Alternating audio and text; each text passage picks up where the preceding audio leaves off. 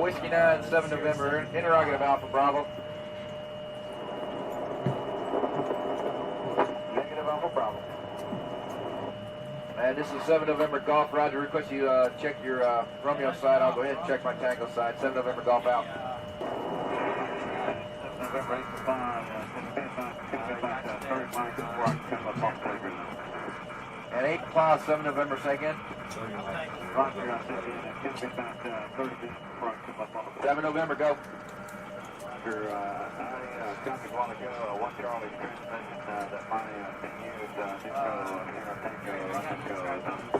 November, go. 1 Charlie, and 8 5, this is 7 November, Charlie. That's fine, right now. Now 1 Charlie, 7 November, go. This is 1 Charlie, reference to your last, you're Brandon 158, extra 5 5 1200 between teams, that's local. Also request 3 units take inbound message to see if we can try to get Whiskey 9 and 8 for pause with the playground. And this is 7 November, Roger, stand by. Got that. Got it? Alright. And all units, this is 7 November Golf. My unit Alpha, Echo, X-ray Alpha Alpha in there.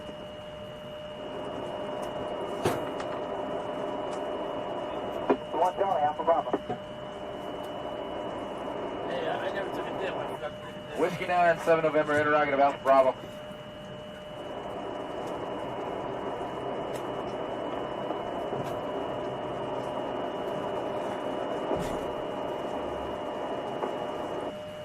Whiskey 9, Yankee, 7 November Golf, over.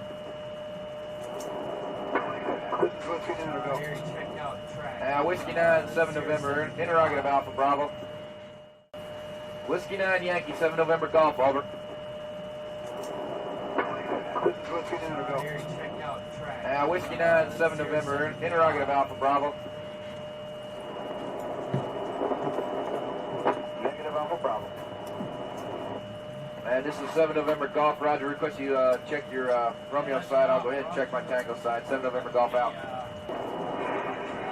November 8 to 5, and 8 5, 7 November, second. Roger,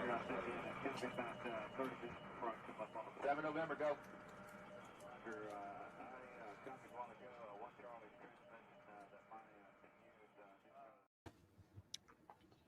Hey, thanks for making it to the live event. We are streaming this on multiple channels, as we always do, to get the word out to as many people as we can. We appreciate every single one of you making it on to the live event here. And the one thing I want to say is there are many different pieces of legislation introduced. There are changes that are happening. And quite frankly, it's not all doom and gloom. There are some really good, solid pieces of legislation that are putting more money into veterans' pockets in the event that they make it all the way through the process. And that's some of the stuff we're going to talk about here today. We brought David Piatek on from VA Housing Education. Thank you so much for making it, David. We really do appreciate you. We're streaming on the CivDiv, Veterans Daily, David's channel, VA Housing Education, and Veterans Infotep. If you are not subscribed to all of those channels, look, it doesn't cost a nickel. It helps to spread the word. If you're watching this, we appreciate all of your support more than you know, and way more than Clay ever talks about. We really appreciate every single one. Actually, Clay does a pretty good job about thanking people. So, but we do. And so with that, I'm just going to open it up with this. I'm going to kick it to you, Clay, and then you can follow up with a question over to David. And for those of you that are watching, if you have any questions on this stuff, please throw it in the chat. Clay is a mastermind at finding the questions in there. He does, the mastermind part anyway, right? So he is the multitasker, I think, of the group, to be honest with you. I mean, I know it's not me. That would drive me nuts. So thank you, Clay, for doing that. And again, I appreciate it, everybody. Depending on where you're at, it could be dark where you are, or it could be before dinner, depending on where you're at. So with that, Clay, I'm going to dive in to just the brief topic here on a new piece of legislation that was recently introduced. And I'm going to give the full name just because it's so long. The Sherry the Sherry Briley and Eric Edmondson Veterans Benefits Expansion Act of 2025. Now, I'm not going to give away the information because I want you to talk about it, at least give the overview. I'm going to say this, though. This is something that the veteran community and the veteran sphere has been asking for a very, very, very long time. Some sort of an acknowledgement on readjusting things. So please hang on with us. Clay, go ahead and give the folks a brief overview, if you will, of what this is, and then we'll kick it to David for some practical application. Oh, yeah, for sure. I also want to give a quick shout out to everyone who joined as a new member. Thank you very much. I have no idea whose channel you're a member of, but if it helps one, it helps all of us. So thank you very much to Nearly, OAP, Cloud Little, Ginger House. That's hilarious. Chris Mackey, what's up? And then we have a big one from Mary and Norm P. I'm not going to try to pronounce your last name. Sorry there, buddy. But thank you very much for that. That's a big donation. We definitely appreciate that. And for the, hold on, I got to get this name right. The Sherry Briley and Eric Edmondson Veterans Benefits Expansion Act of 2025. That's HR 6047.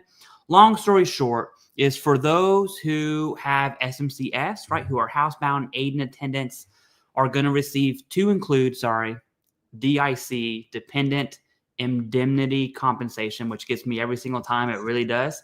I have to like hooked on phonics there, you know. You're essentially going to get an extra $10,000 per year, which turns out to be about $833.33. This bill has 11 co-sponsors. That's what it's for. And so what's funny is what that reminds me, Jason, is the Washington Post just brought up the, sleep apnea pays out more than an amputated leg, which is just stupid. Right. Yeah. And then you look at the SMC scale, and we're looking at there's bills being introduced to adjust the pay scale for those of us who are most disabled. And so it's good to see this bill seems like right on time. That's the introduction for the bill there. And there are many other bills, but look, we'll cover this one first. Yeah. So the question to you, David, is in the event. Okay, I'm going to preface it with this for everybody out there, and I say this often in my videos. Look, there's going to be situations where it doesn't impact every single one of us, right? But it does impact one of our brothers or sisters, and that's a good thing.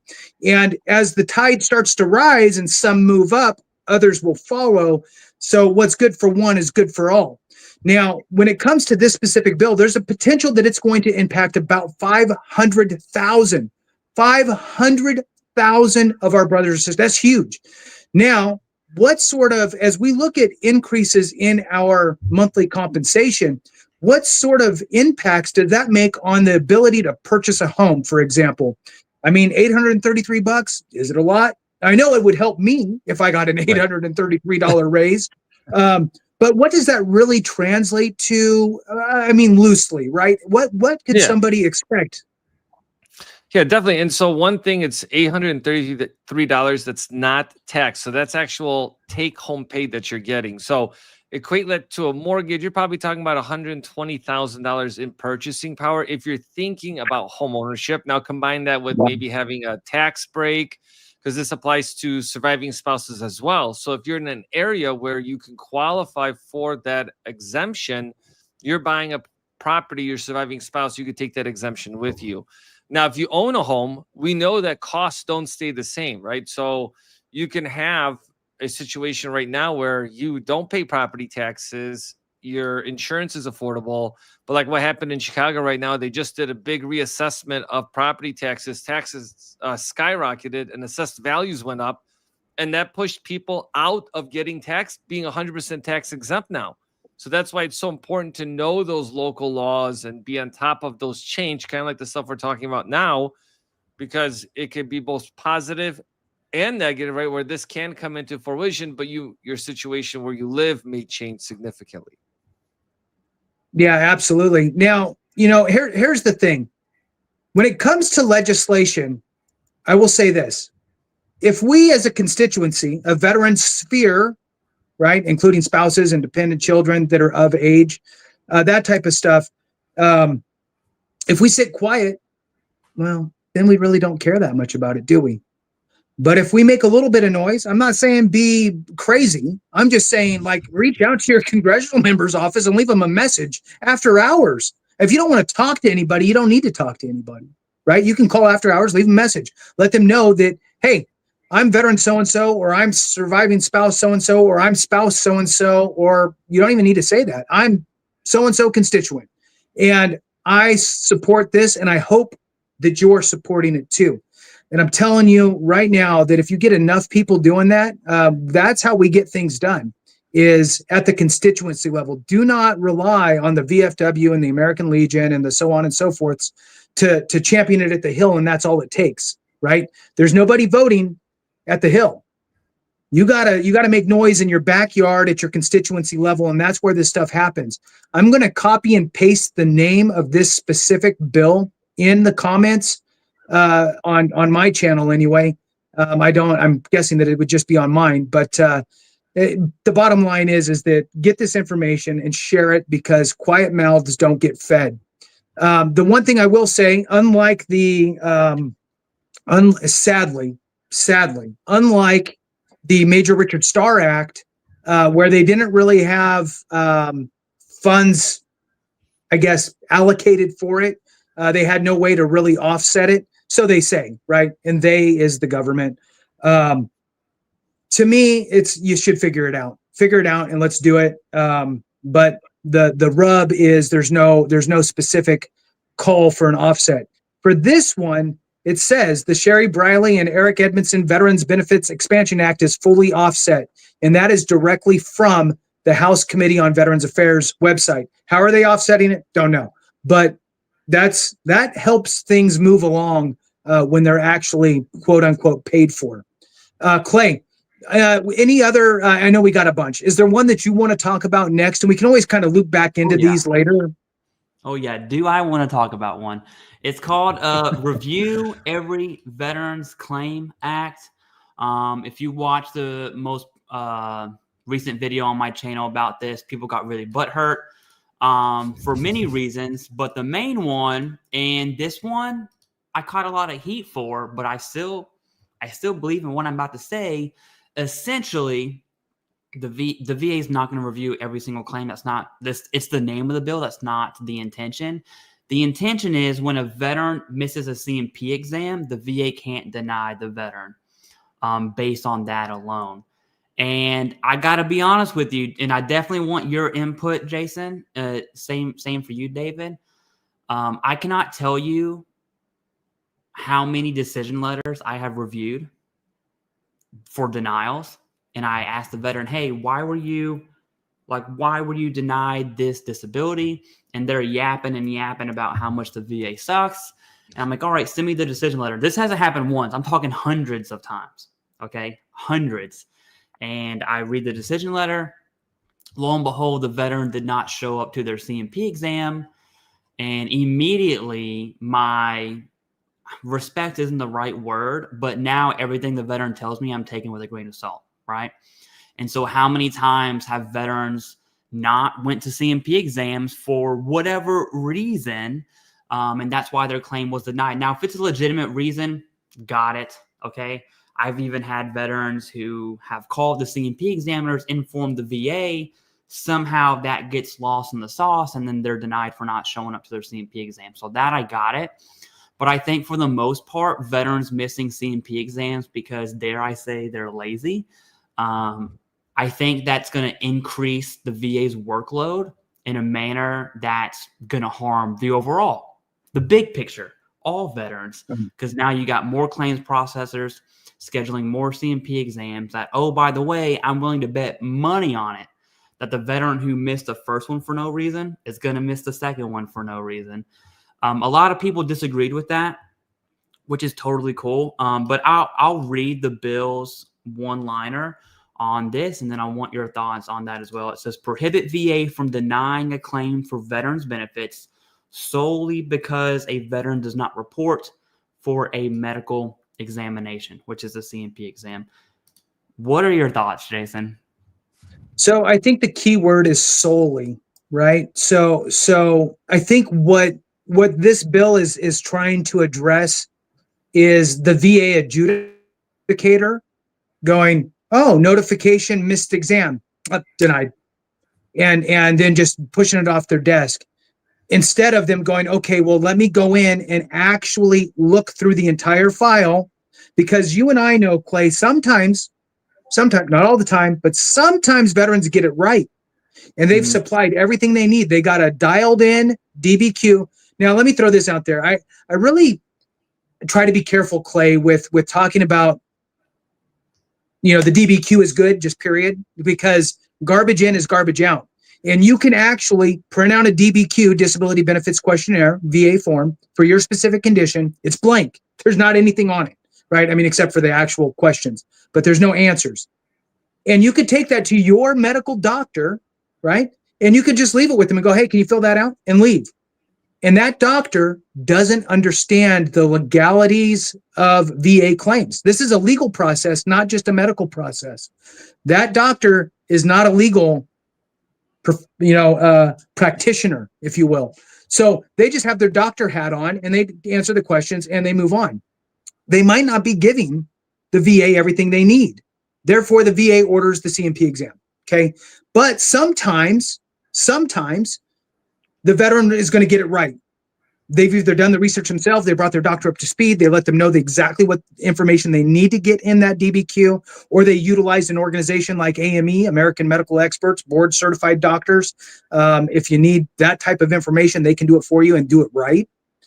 And so for those that get it right and provide the VA everything they need to, not only, there's two things that are the musts: prove service connection or secondary condition, whatever, right? Prove that. And this is where everybody misses it, Clay, and prove the level of severity as it relates to the rating schedule. And if you prove those two things, now they can rule in your favor if you've provided them all the medical evidence needed to do that.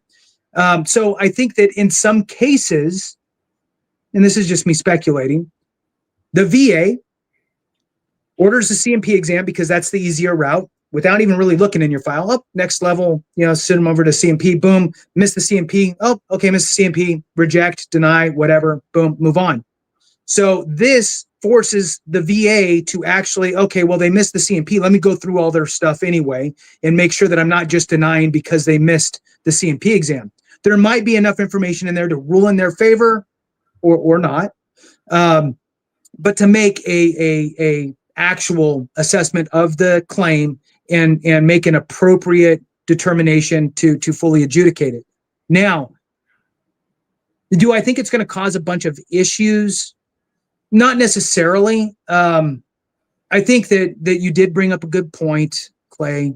I'll say it. Good job. You brought it. Yeah, whatever. Here we are. Yay. And just clip that piece out and just put that somewhere every once in a while. So yes, veterans need to do better, right? And actually treat this whole process like a legal, like okay, you show up or it's just over. And don't think that the VA is going to help you through it, and make it easier and coddle you through it. It is a battle, and you need to be prepared for that battle to get through it. To get to the other side where you can kick off your boots, right? So don't take your boots off during the process. Take them off after the process. So I think there is some of that. I don't think that it's going to cause too much problems. I think it's going to stay. You missed the CMP exam, hopefully, and I'm not sure, Clay. I'm going to kick it back to you with this. Let's say somebody misses the CMP exam. The adjudicator, right, the rater, they're going through it, and they determine, well, I'm going to deny you because you don't have everything in there. Are they going to work to reschedule another CMP exam, which then that goes, they're going to miss the next one too, right? What is the process there? Do they just have to review, but they could still deny, or do they review and then they have to actually schedule a second attempt of a CMP? Do you know the answer to that? We'll have to see how the VBA interprets the That's what law, I hate. assuming this passes, because Right. not every time. I mean, look, the Board of Veterans Appeals wouldn't exist if the VA interpreted the law correctly. Correct. So it's hard to say. But I do know this. How many times, and I'm sure you've even got these questions yourself, how many times do veterans reach 100%? They have some deferred claims that haven't been processed yet. And so they have 100%. They got a claim in for knees, back, whatever. But at that point, it doesn't matter anymore because they're already 100%. I know they're not going to attend their CMP exams. I know it. And so those are going, that costs money, by the way, to schedule the exam. It costs money to do that.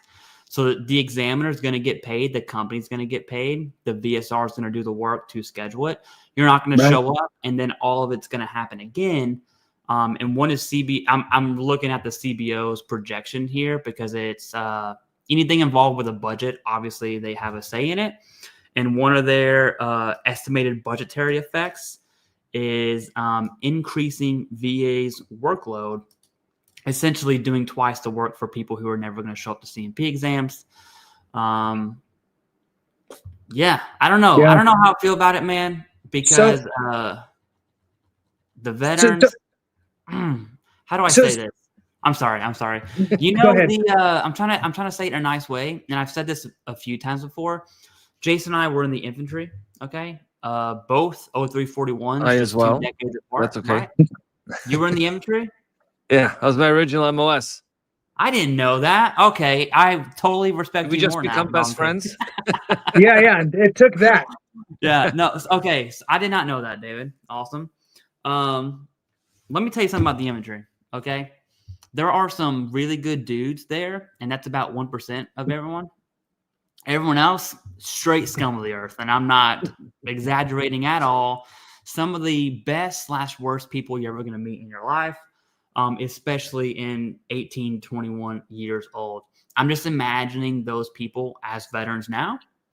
And I just know that veterans are lazy. And the reason why I know that is because I'm looking at decision letters almost every day where veterans are denied, they yap a lot, and then turns out they missed their CMP exam. And I'm just like, okay, what is happening here?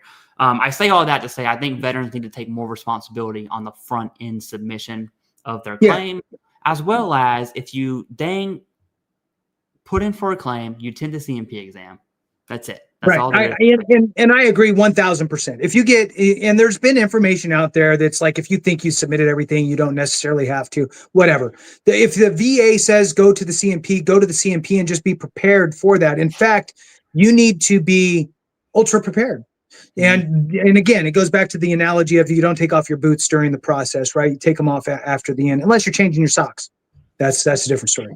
So, but here's my interpretation of it with regard. There's other things in this bill, but this is kind of the big meaty part of it. Is this the prohibition of denying the claim solely based on the missed medical examination?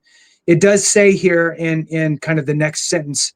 This is intended to prevent denials due to administrative errors. Okay. So if they've already provided everything you needed, right? Maybe scheduling issues or unavoidable conflicts. So the veteran that can't make it for whatever reason, which those last two, scheduling issues and unavoidable conflicts, those two lead me to, well, now you got to just reschedule that appointment, right?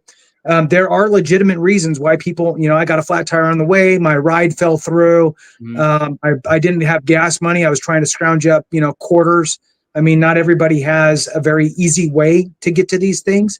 Some people, have it's a very difficult process to go through. So I'm for it. There is some other provisions that try to streamline the BVA, the Board of Veterans Appeals process with regard to that, and then also expanding some of the jurisdiction for the Court of Appeals for Veterans Claims, the U.S. Court of Appeals for Veterans Claims.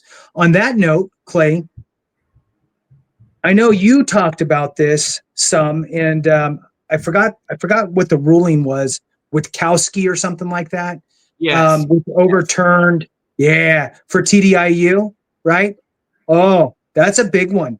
I'd love to have you, if you don't have anything else to say on this, I'd love to hear a little bit about that specific thing. And David, sorry, skipped over you.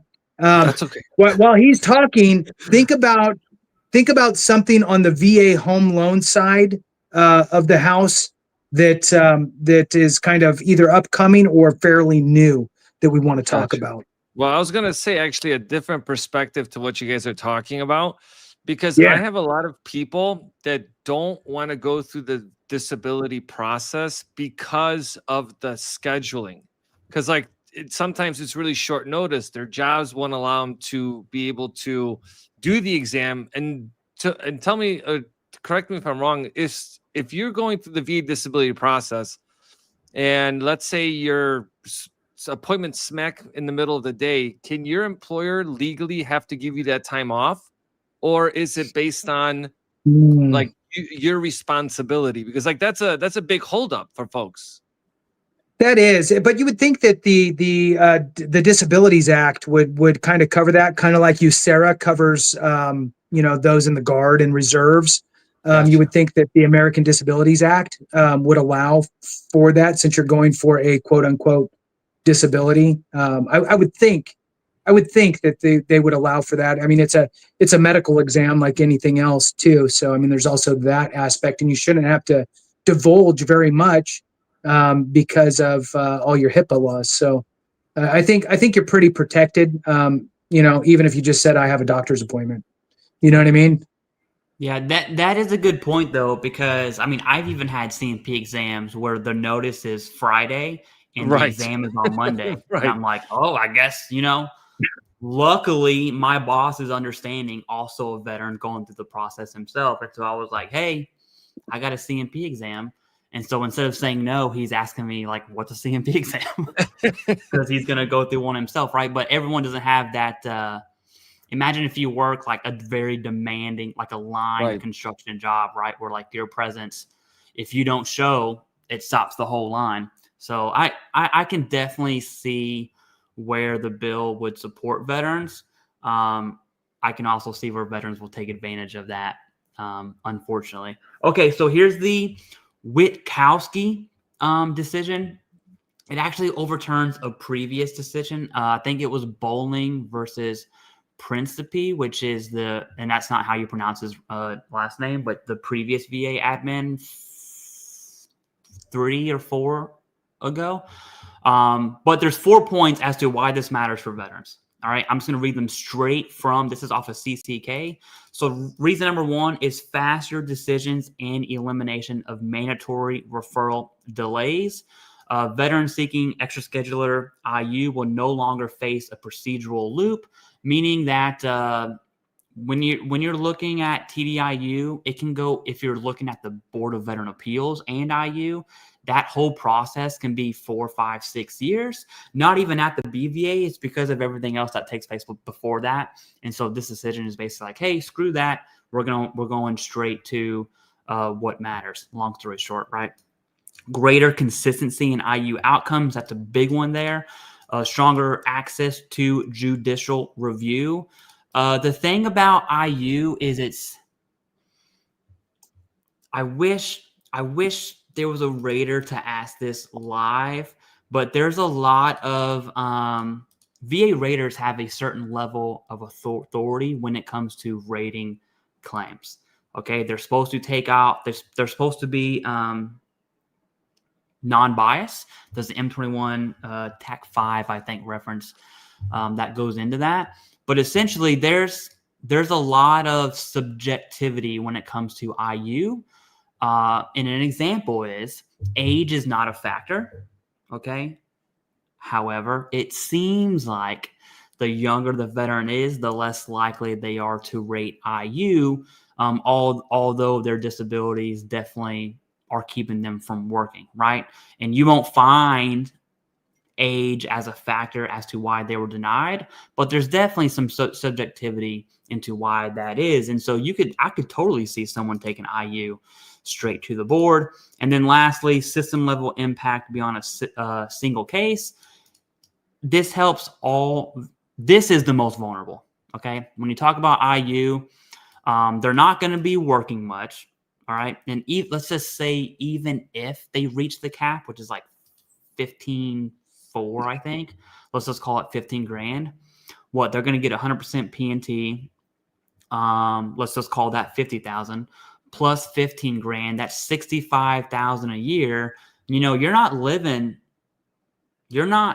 having a good retirement. Let's just be real here, right? You're squeaking by, and it's the least we could do, the country can do, for what I would argue the most vulnerable of the veteran population. It's those on IU and those on pension. Pension's even worse. But yeah, it is a big win. Okay. And although I'm not the biggest fan of attorneys, there are predatory firms out there, make no mistake. It is good to see a law firm like take cases to the big leagues, so to speak, and make actual change. And that's what we saw CCK do here pretty recently. So it's a big win. Yeah. Any thoughts on that? And real quick, the big thought here is, and it goes back to what you said earlier, which is interpretation, right? So things get passed, then the VA interprets it, and then they apply that interpretation. Mm-hmm. And that's what happened, right? And then in this one, what made the change happen was the language in this specific ruling pointed out that the VA, were referring to the decision board, which is an internal board within the VA, and they were interlinking the board from veterans, the Board of Veterans Appeals, interchangeable with that, and really they're two separate entities. And really, the rating board internally had to have this kind of a look where the Board of Veterans Appeals could make their own decisions, but the VA was forcing the board to get this second set of eyes on TDIU claims, which then made it be a longer process. So it really is shortening up the time frame. But I do want to throw this out there real quick. It's about getting it right the first time, so you don't have to deal with the board, right? And this goes with any claim that you do. So any claim that you ever do, or any loan that you ever apply for, don't go out and start trying to get, committed to something without getting all of your ducks in a row first. Get all of your information done right at the first, before you start leaning in, right? So you can ensure that you can get it right the first time and not even have to deal with the board or anything like that. David, when it comes to VA home loans, is there anything on the horizon or anything new that's changed? I mean, I know rates are moving all over the place. I know that's one thing that's kind of the constant. There's always movement there. But is there anything else that you wanted to? There's always something. Anything that's kind of on top of your mind? Yeah, right now they're really trying to figure out how to make housing affordable for folks. So one of the proposals, which is basically being able to take your current mortgage and interest rate and move it to another property. So if you guys don't know, with your VA home loan benefits, right? All VA home loans are assumable. So let's say Clay has a 2% mortgage on $500,000 balance, right? And he wants to sell his house for $600,000. I can come in and say, Clay, I'll give you 100, but I want that 500,000 2% mortgage. I can actually put my VA loan benefits onto his property, and then he in turn could free up his VA benefits and buy another property. That's great for buyers, but not great for sellers. So the proposal would be is that Clay would be able to take his $500,000 mortgage at 2% and take it to another house. So they're basically wanting to free people up from being locked in to not selling their home, because a lot of people are looking at their mortgage rates and going like, well, I can't afford to move. I can't even downsize because my mortgage payment's going to be higher than what I have now.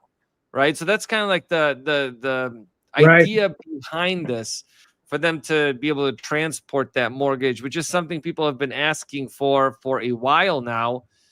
So it's still the idea phase. It's complicated because you have different servicers, you have all these mortgage-backed securities. How everything is tied together is extremely complicated. So we'll see how it turns out. I got some home loan stuff I want to ask David. I already have my answers on that one. What are your thoughts on this 50-year mortgage idea? And I want to make this clear to everyone. The thing that David just talked about, hasn't been introduced. It's just an idea floating around. Same thing with President Trump talking about 50-year mortgages. Yep. Now, I'm going to give my 2 cents first, okay? Just because I'm really big on not having debt. First of all, I don't understand any of this, but what I do know is that when I hear a 50-year loan, it makes me like cry inside. And I'm like, no, why would anyone ever do that? And so my question to you is, what are your thoughts on that? And then who would be interested? Who would that benefit for a 50-year mortgage loan specific to the veteran community? So it's kind of a loaded question because recently I did a video on it and I was like, nah, it's a completely bad idea. But the more I think about it now, so if you're 30 years old and you get a 50-year mortgage, you're going to be like 80 years old before you pay off that mortgage. Okay, that's number one. But the reality is that most people move or refinance between the 5 and 7 year mark. Did my video go out? Yes. It did. All right, I'll turn it on after I finish my comment. So essentially, like you have the ability to get a lower payment by doing a 50-year, even though you know that you're not going to really leverage the full 50 years. So it could be a temporary solution. I'll work on fixing my camera. What are your thoughts on the 50-year mortgage, Jason? So here's my thoughts. The average time that a person owns a home is 7 years. So there's that. We like this idea that you buy a house, you stay there and you never leave, and you retire there and you pay it off and then you stay there till you die. But that's not the reality. That's how life was when you were born, but not anymore. Right? Yeah, sure. So I think that there is something to be said about that. You also have to understand that there are and there have been interest-only loans where people just pay the interest. Their loan balance never goes down, but they're making interest-only payments as an option. There's also reverse amortization loans. There's all kinds of different products out there, and really you got to look at it as a tool. So I think that I'm all for more options, personally. More options, the better, but you have to be educated and be smart with what you do. And I get it. I mean, you can say, well, let's put these guardrails up and make it this big and only everybody can get 10-year loans and that's it. But that's not that's a very, condensed situation, right? So opening it up and letting people make their informed decisions, I think is probably the appropriate way. I think these two things are kind of true, or at least that's what I feel like. I feel like the housing market has done this and income has done this. So they're both trending up, but there's a gap. And over the last 30 years, that gap has gotten bigger. So how do you make the house prices go down? Well, that's a tough nut to crack. Okay.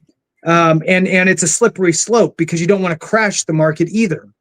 So opening up a 50-year mortgage kind of can open up some home ownership opportunities for somebody. Let's say that now a 25-year-old buys the house. Sure, they got a 50-year loan. Let's use the magical world of it's going to stay there, which isn't most likely not going to happen.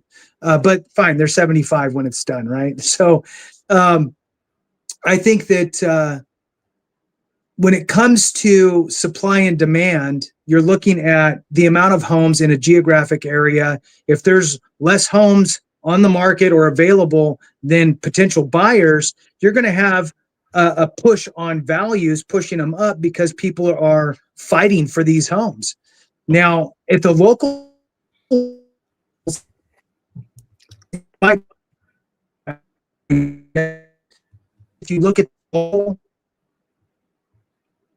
if you look at the local area, like your city, your county, even your state, there's going to be different laws and different things in place that only allow so many new homes to be built, so much development to happen.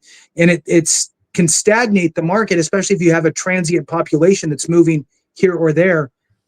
If you have a cap on how many houses can be built, but you got a bunch of people moving there, well, now the house prices are going up, right?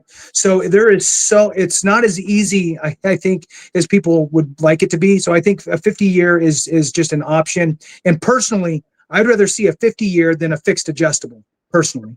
Yeah.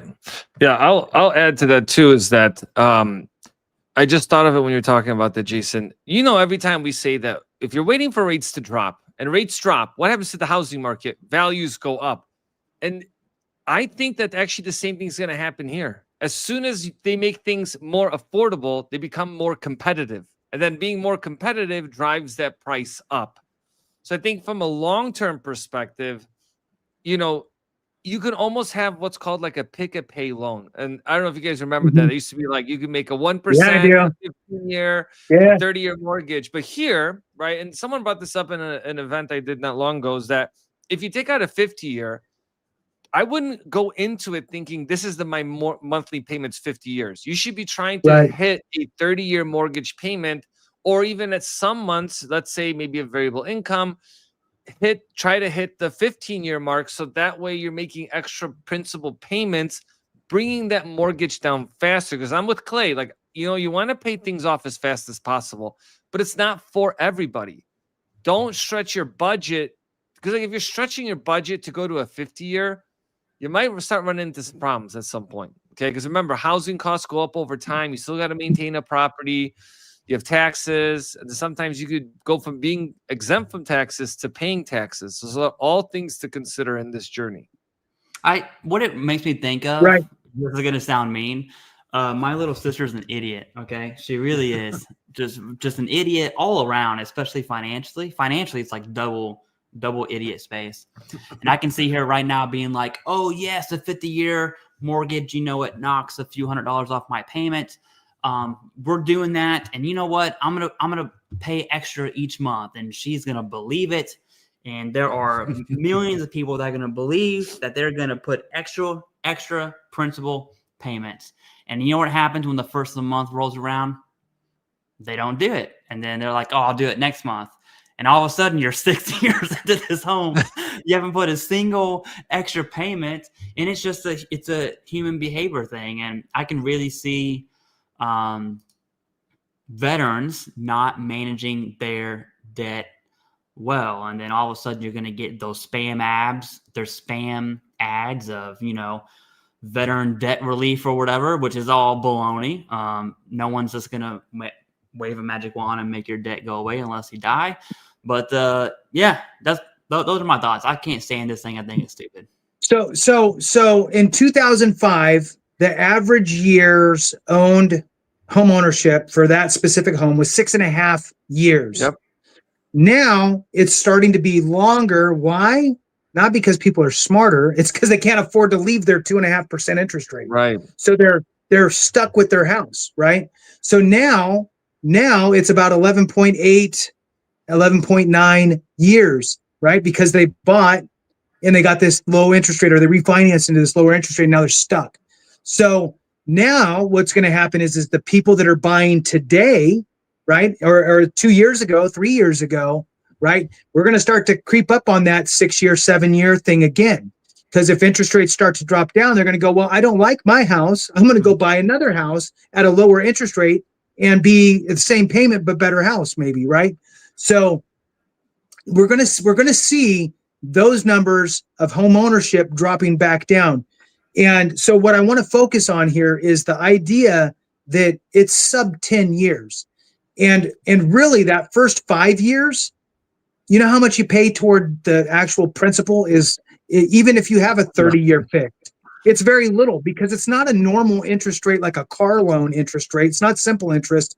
It is amortized. And because it's amortized, The beginning of your payments are all interest, and then as you go down toward the end of your loan, then you're paying hardly any interest. And the other one goes this way, which is little principal goes up to a lot of principal over that 30-year term. Nobody likes to look at those numbers because it just makes you want to throw up.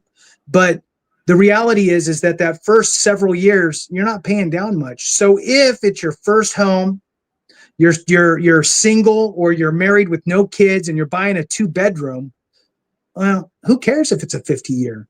Because you're especially and dependent on where you're buying, right? If you buy in an area that has a higher value increase than in the middle of Montana somewhere, you're buying in some area that has, a historical higher value equity buildup. You're not trying to pay down your house to get equity. You just need to hold on to your house to get equity. In theory. Yeah. In theory. I mean, it's all this, right? I mean, some people you get lucky, and some people don't. Some people had to suffer from the 07-08 fiasco. But needless to say, it's just, I don't know. If people are owning their house sub 10 years and it's their first home, I mean, and then on the flip side, what do we have, David? We have folks out there that are hustling reverse amortization loans, right? So you have people that are doing the basically where they get a payment every month out of their mortgage instead of making a payment, right? So there's all kinds of different things. I just think that I'm a fan of more options, but education and on making the right move for yourself and your family.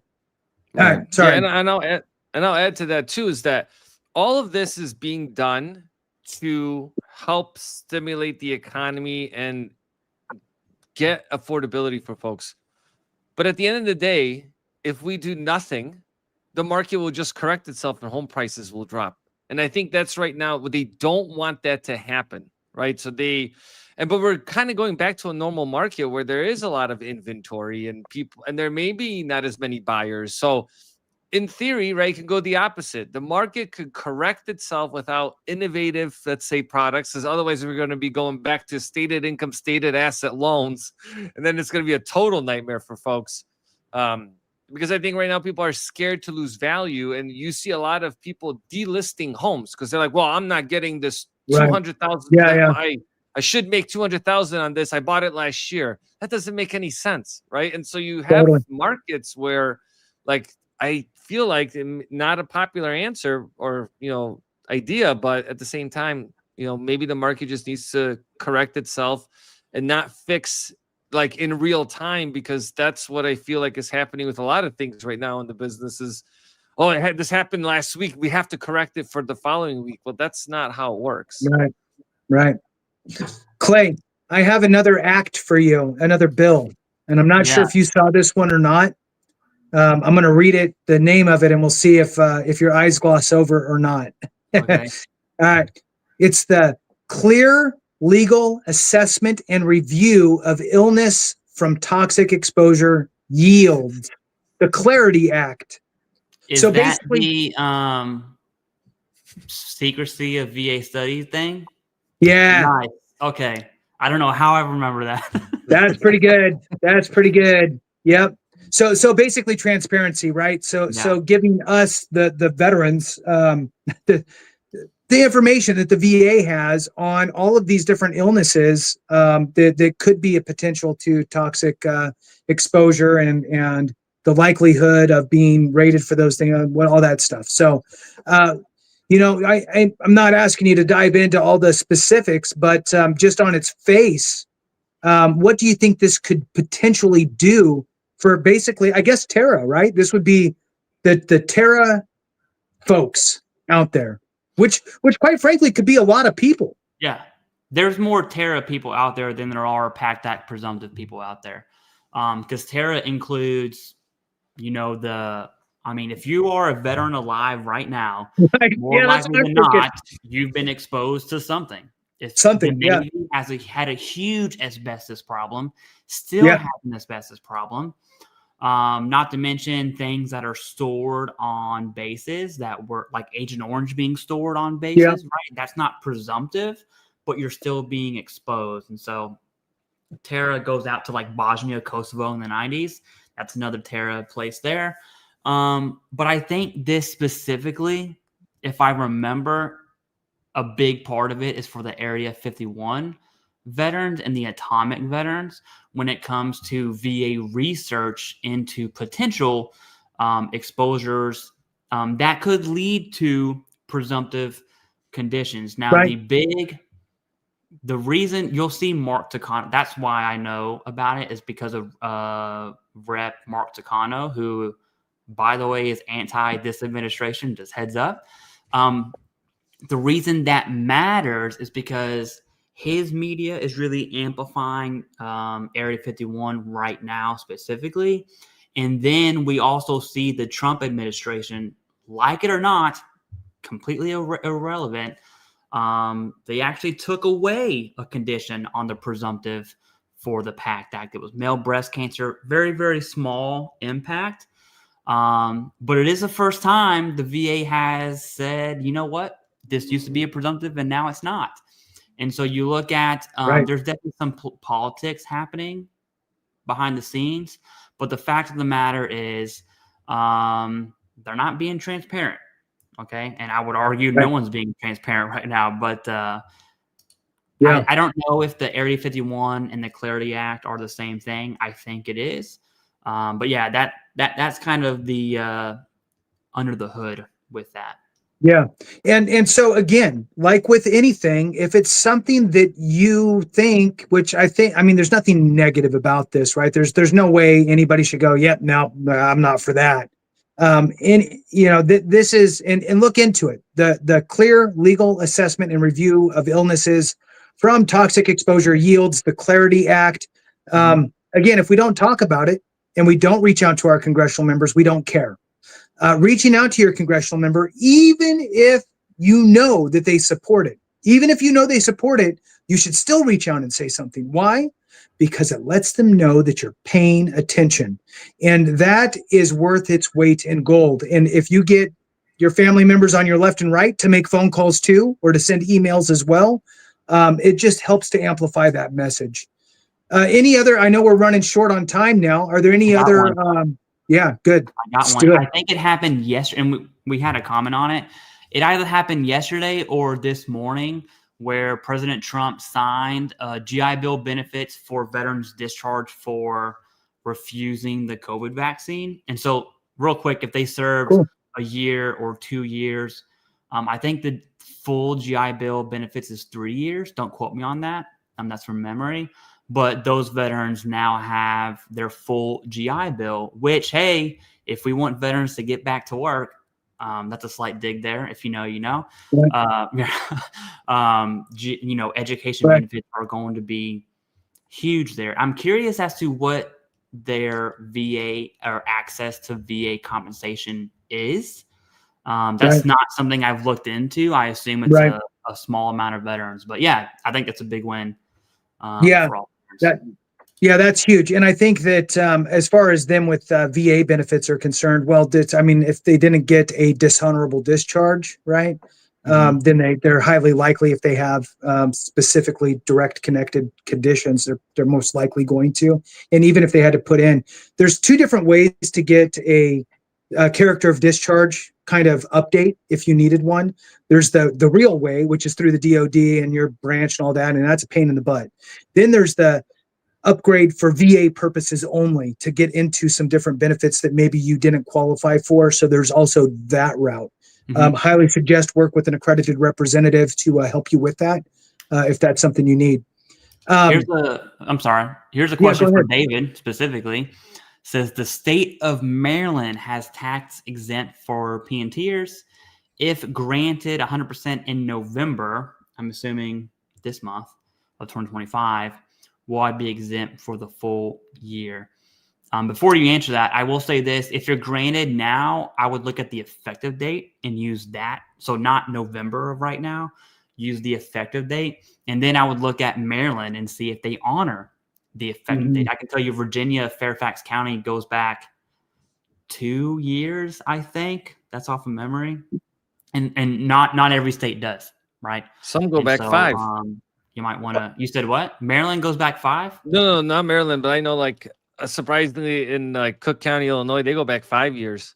Do you do what's So when your effective date of your disability rating should be the date that you filed your intent to file. In theory, that's what it's supposed to be, right? So if you own the home prior to that, right, and you've been paying taxes. I just talked to someone today that received 2 years worth of refunds because they never filed it. When they did a certificate of error for the last 2 years and they got it. The easiest thing to do is to reach out to the county assessor's office to be able for them to tell you exactly where it is, and they'll tell you where you file it online. And there's sometimes windows that are open that you have to file it within, and some states don't do let you do a certificate of error if you didn't file it. So it's important to file it when you get it. I'll tell you this, man. My Virginia property tax on my house was a lot, and I got about, I want to say 2.5 years of back pay on that. When that check hit, dude, oh my gosh, we won the lottery. Okay, but everyone thinks about back pay from the VA, which is awesome. But don't forget, there could be other back pay moments like property taxes in your escrow are going to be huge. Which actually a good point. As we're coming to the end of this year, make sure that you're checking your property tax bills, please. Because they may, like you, if you missed your, I've had plenty of people, see now Clay's got the same problem with the battery.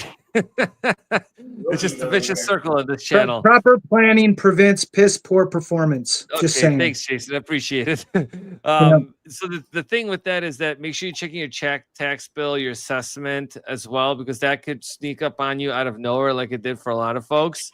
And one thing that I actually want to touch on, guys, is you remember we talked about the HR 1815 that was signed into law a couple months ago. It's the VA Home Loan Program Reform Act. It's the VASP replacement. We're in November, and still there's no replace. Like they have, what are they doing with it? Like it's supposed to come out like next the month. Government's been shut down for almost 2 months. Give me excuses. That's nothing but excuses. They've already had plenty of time to come up with this. Like it blows my mind. I was thinking about this the other day. I'm like, why hasn't this bill has passed and signed, but nothing has happened. Right. Yeah, that's frustrating. So again, reach out to your congressional members and tell them so they can put some heat onto the VA, right? So it's in the VA's hands. Really, but you have nobody else to really reach out to. And I'll tell you, for those that have never reached out to your congressional member's office, it's not scary. It's really not. There's a constituency. Sometimes they'll have 1 or 2 or 3 different locations within your specific district. And there's just little offices. You walk in, there's somebody there behind the desk, a staffer. Hey, how are you? What can we help you with? They have somebody that works for them in your district that specifically deals with VA and military issues. You talk to that person about whatever you need to talk about, and they'll run it up the flagpole for you. They are customer service oriented, if you will, because, they want to be reelected. So that is what they are there for. Next one here, Clay, is there's a bipartisan bill out there to expand access to the Fisher House houses. They just built the 100th one of them. For those that don't know what the Fisher House is, they're located on VA medical facilities, and essentially it's kind of like I don't know. They're big houses with a bunch of little living quarters with shared space. And if you are a veteran who needs to have major stuff done, and you're bringing your caregiver and family and all that stuff with you, and you got to go inpatient, they provide that housing, lodging for them, for your family members and care support team, whatever it is, for free. It's fantastic organization. They run on donations. Again, Fisher House, if that's something that you want to look into. They are looking to expand access to DOD members who are utilizing VA facilities for internal, for inpatient type major. This isn't, I'm going in because I'm getting my blood pressure checked and leaving. This is major things that nobody wants to deal with, and it's hard enough to have to deal with it and to try to look for lodging next to some of these places. It's difficult, and you want your family members or caregivers closer to the facility. This is a great program. So again, they're looking to open it up to certain military and also the veterans' families, of course.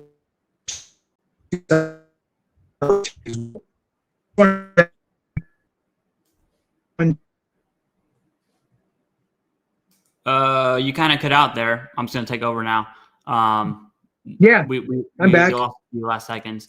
I'll tell you this: I stayed in the Fisher House many a times for lots of big personal reasons with my family, and they're awesome. So Fisher Houses are also on DoD installations, and so, for instance, if you're on Camp Lejeune and you go to the Naval Hospital there, and you're there for some serious stuff, your family, relatives, whoever can stay inside the Fisher House. And yeah, it's like a community home. If you know what the Ronald McDonald House is for like the UNC Chapel Hill Hospital, the civilian hospitals, it's essentially that, except for on DoD installations. And then they have the same equivalent for the VA. And so it's nice to see expanding access to, because if you're in the Fisher House, just to be real with you, your life sucks, and it's just a very hard thing. And who wants to fork out money for a hotel for a month and a half? Because if you're in a Fisher House, you're there for a while, right? Yeah. And so who wants a $100,000 hotel bill for 3 months? It's like insane. So, but hey, you'll get some nice Hilton points if you stay at Hilton. So yeah, I mean, all in favor of that one. We have about 10 questions if y'all want to do a rapid fire, and then we can go ahead and end the stream if that's cool. So first off, can the VA lower your rating? The answer is yes.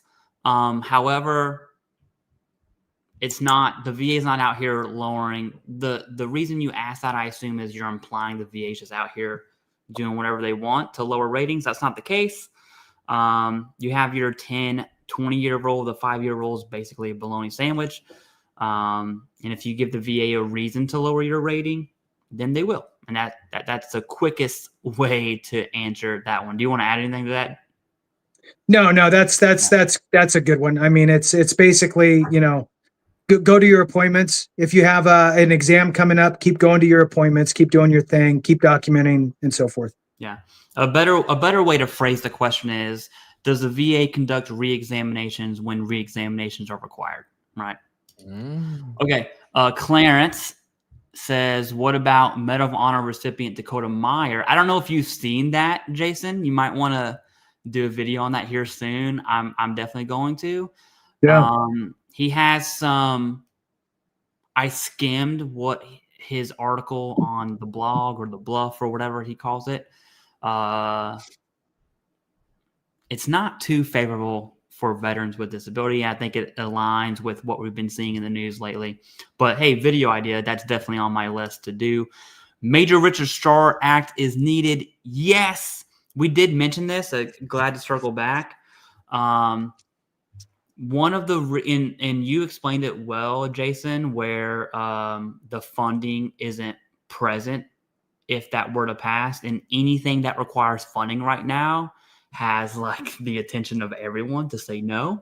Long story short, another thing with the Major Richard Starr Act, the number one reason, I forgot what his name was, but someone denied it to go to a vote.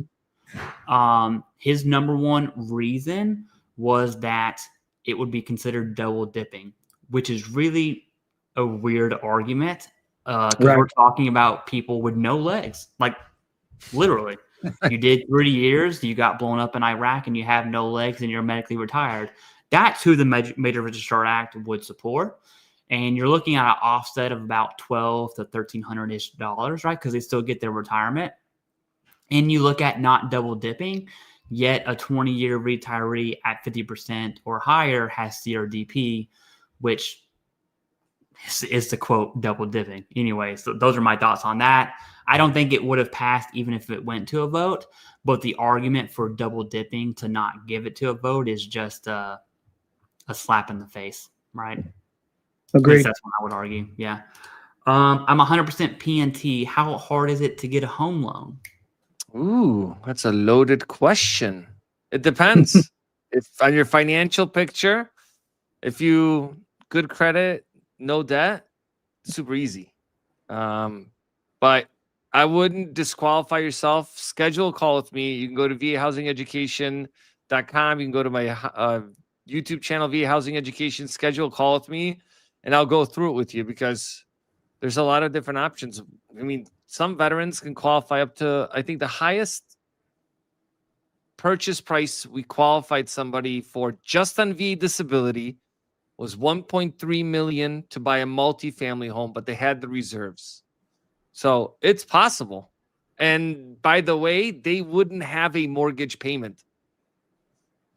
Yeah, there's so many factors into There's so many factors, yeah. getting a home loan, and the biggest one I would say is what area do you live in, right? Because if you're 100% PNT where I'm from, which is middle of nowhere, Kentucky, oh, you're good. You know, you're good. If you are 100% PNT and where I live now, which is 8 minutes south of DC, you're not good. In fact, you're poor. So it just depends, you know. Another one. Good day to all. David, what do you know the projected VA loan limit for 26? I know currently it's 806,500. I think I heard it may go up. Good question. So it's projected to go up to 819,000. Now, not to confuse people. So what this is referring to, so if you don't have an outstanding VA loan, you could buy a $5 million place, no money down all day long, providing you qualify and eligible. Okay, there's all those things. But if you can afford it, you can buy it without any money down. This only applies if you have a VA loan and you're keeping that VA loan. So you want to have multiple VA loans because you can have multiple VA loans. You can take your current property, turn it into an investment, and buy another one. This affects your total entitlement. But that's like a whole video, and I have a video on that. Yeah. Another reason why I think veterans should pay off their homes specifically. Yeah. Because you're getting access to more of your VA home loan if you want to own too, right? And I know if you don't spend that money on debt, I know it's going to a bag of chips or whatever, you know, whatever our nasty bodies want to consume. So just spend your money wisely. Although I do like me a good bag of chips. I'm 80% unemployable. We have 3 questions left. Gulf War vet. I've been extremely sick for 35 years. That sucks. Hate to hear it, dude. I'm afraid they will, because of this admin, somehow take it away from me. Okay. I've done multiple videos on this. I think Jason has too. The IU talk was from some CBO projections, like I think 7 years ago. Somehow that's made its way back up because we see that same administration, and then you have Russell Vogt on the OMB. So I get where the sentiment's coming from, but I want to be very clear. Okay. IU is not going away. And even, let's just say, even if it does, okay, it would be for everyone else, right? Meaning all the future veterans. So same thing for sleep apnea. If sleep apnea were to change from 50 to 0, which by the way is going to happen, it's going to be for everyone else, right? So your sons, your children, your grandchildren, they're not going to be able to claim sleep apnea and get 50%, right? And so anytime something happens where there's a financial change, Congress knows, the VA knows that people rely on those benefits for 35 years in this case. You're going to be safe, dude. So I hope that gives you some peace. I know it's not, because we all have crazy anxiety. I hope you can take the word of a YouTuber. Okay. Hurricane 1031 says, also a member, thank you very much, says, what are the requirements for IRRL refinance currently 6 months into my current VA mortgage? So one of the biggest benefits of using your VA loan the first time around, one, saving a ton of money by not refinancing it out of a conventional or FHA loan, is being able to utilize the interest rate reduction refinance loan. The requirements are you have to be on time with your payments. You have to make 6 mortgage payments, and you have to wait 210 days to close. So after the 6-month payment's been made, you process the loan over the next 30 days and you can close. You have to save at least 0.5% on the interest rate, and you have to recoup your closing costs within 36 months. That's normally going to be lender and title fees. That's not going to include transfer taxes or escrow. So you really have to be careful with that because you may have a expensive area that you're in. I have And a then question on once that. Let's say you yeah. close, I'm just going to use January 1st for simplicity. Let's say you close January 1st, but your first payment isn't until March 1st for whatever reason, which by the way is I love when that happens. It's like you're living as like a king, right? Is it 6 months from March 1st of your first payment, Correct. or is it 6 months from the close? No, you have to make full 6 payments. Some people get clever and they'll be like, I'll just make 2 payments in 1 month. You can't do that. You got to wait the full amount. And then if you're interested in that, schedule a call with me, check out my YouTube channel, and then I can help you through that process. But that's a good question.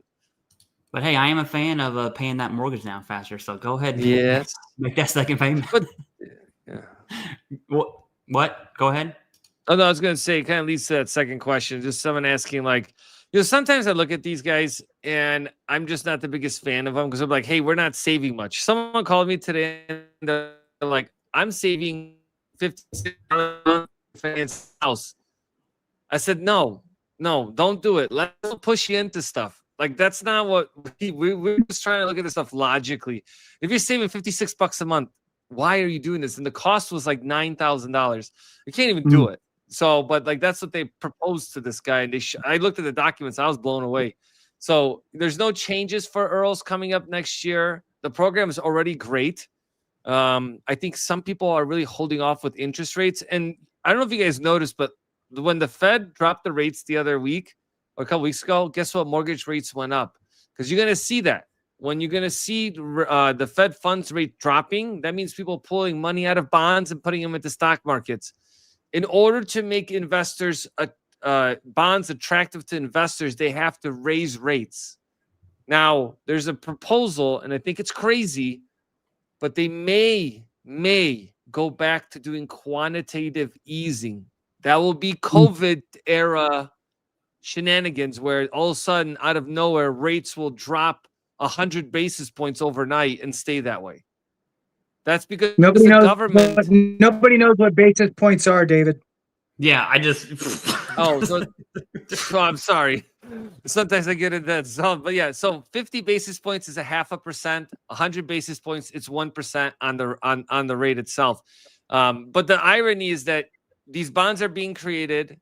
You're borrowing money with these bonds, and then the government's coming in and buying the bonds. So like they're buying their own money back. So it's kind of interesting.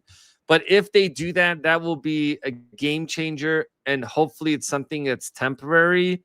Obviously, like all these ideas, it could backfire significantly because, again, home values may go up again. And then we're going to be sitting at even higher values, less affordability. So, but where people will take advantage of it, just like during COVID, the people will reap the rewards of buying a home and then refinancing it like almost everybody does. This is the last question, and we'll go ahead and end the stream here. So Rocky Mountain Technical, thank you for the donation. Don't know which channel it's on, but if it helps one, it helps all. So thank you very much.